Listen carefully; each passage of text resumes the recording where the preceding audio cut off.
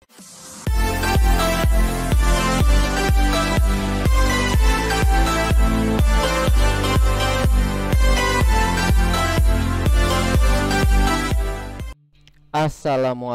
warahmatullahi wabarakatuh. Kembali lagi bersama Kisi-Kisi PSAS Informatika bagian 6 kelas 8 SMP.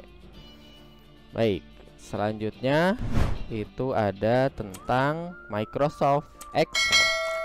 Nah, Microsoft Excel merupakan sebuah aplikasi lembar kerja atau spreadsheet yang dikembangkan oleh Microsoft, bagian dari paket Microsoft Office gitu ya.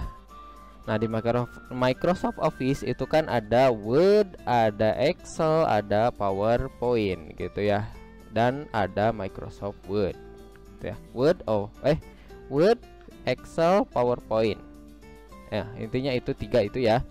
Nah, untuk Excel, aplikasinya ini digunakan untuk mengelola, menganalisis, dan memvisualisasikan data numerik dan non-numerik gitu ya.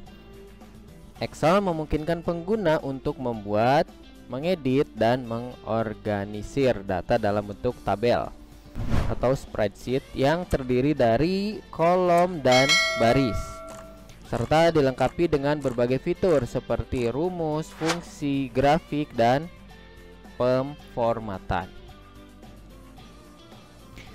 Selanjutnya ada fungsi-fungsi dari Microsoft Excel. Yang pertama itu ada fungsi matematika, ada sum gitu ya. Itu fungsinya untuk menjumlahkan beberapa nilai. Contohnya itu harus memakai sama dengan dulu ya. Semuanya harus memakai sama dengan dulu untuk rumus Excel.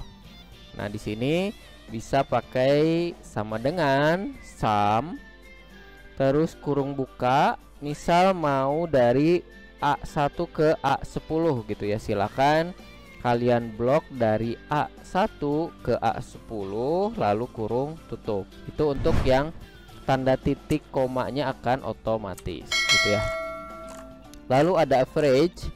Ini fungsinya untuk menghitung rata-rata dari beberapa nilai. Contohnya sama dengan juga gitu ya. Ada average kurung buka sama dari A1 sampai A10, silakan kalian blok, setelah itu kurung tutup dan enter. Lalu ada max, di sini mencari nilai tertinggi dalam rentan sel. Nah, itu sama dengan max baru seperti yang tadi gitu ya. Lalu ada min, ini juga sama, mencari nilai terendah. Kalau max itu tertinggi, min itu terendah dalam rentan sel. Untuk contohnya itu sama, memakai sama dengan dulu dan min, lalu diblok ya. Selanjutnya ada fungsi tambah. Nah, untuk tambah itu pakainya sama dengan, jadi untuk tambah kurang kali bagi ini pakainya langsung ya, langsung ke angkanya. Jadi dari sama dengan blok angkanya tambah gitu ya. Misalkan bukan di blok ya, satu-satu lah, misalkan boleh satu-satu gitu.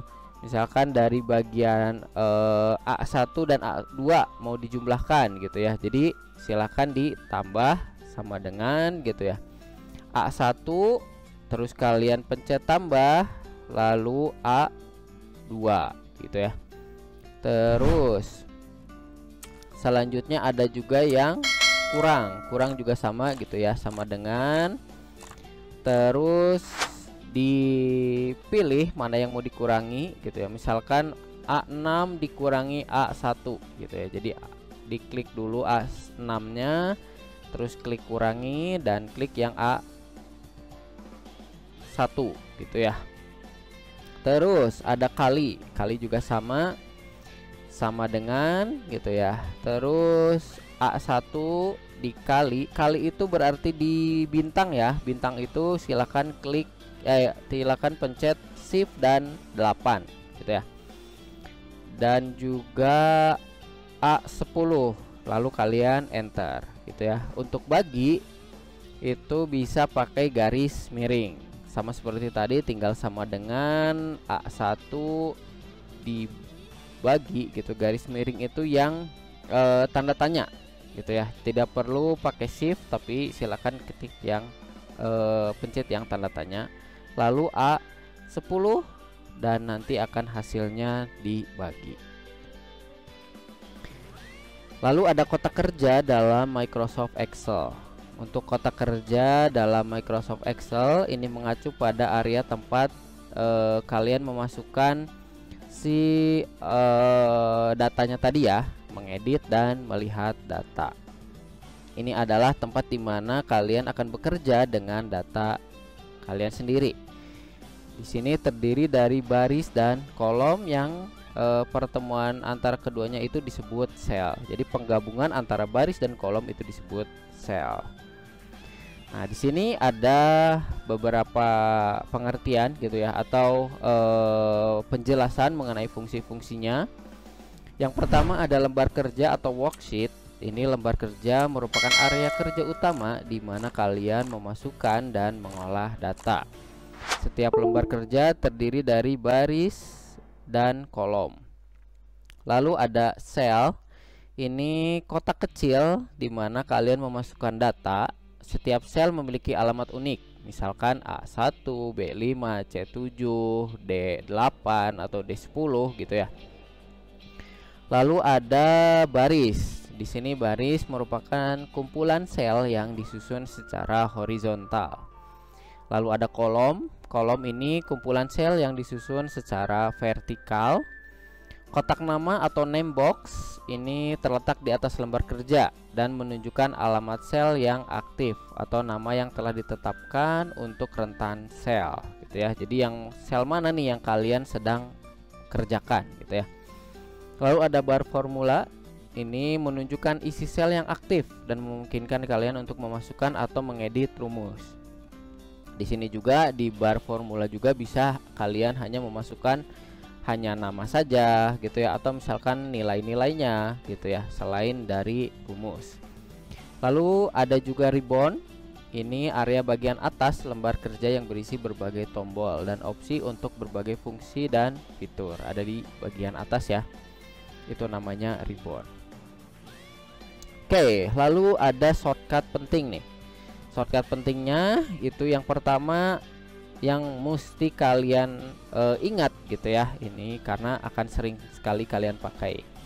Yang pertama ada Ctrl C gitu atau CTRL ditekan ditambah dengan C itu untuk menjiplak atau mengcopy selected file. Jadi kalian harus seleksi dulu baru nanti pencet Ctrl C nya. Lalu ada Ctrl ditambah A itu untuk menyeleksi semua teks ditambah objek yang lain. Misalkan di luar ada gambar, ada file video, ada file dokumen gitu ya, bisa.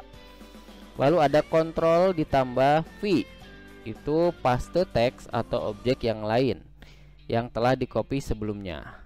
Nah, yang ini mungkin sudah familiar ya. Untuk Ctrl C dan Ctrl V mungkin kalian sudah familiar dengan shortcut. Sebetulnya bukan cuma di Microsoft Word tapi semua ya, di komputer itu pasti pakai yang CV ini gitu ya.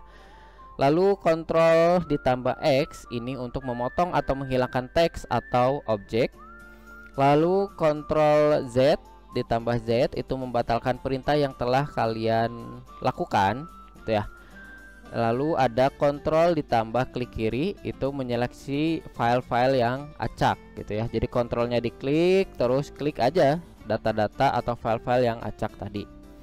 Lalu yang ketujuh atau yang terakhir ini ada Shift ditambah klik kiri untuk menyeleksi per baris yang dipilih. Misalkan kalian mau file yang ke 1 sampai ke 9 sama, ya udah klik yang pertama lalu klik Shift, pencet Shift ya, lalu klik kiri di file yang ke-9 itu akan terseleksi semua gitu ya.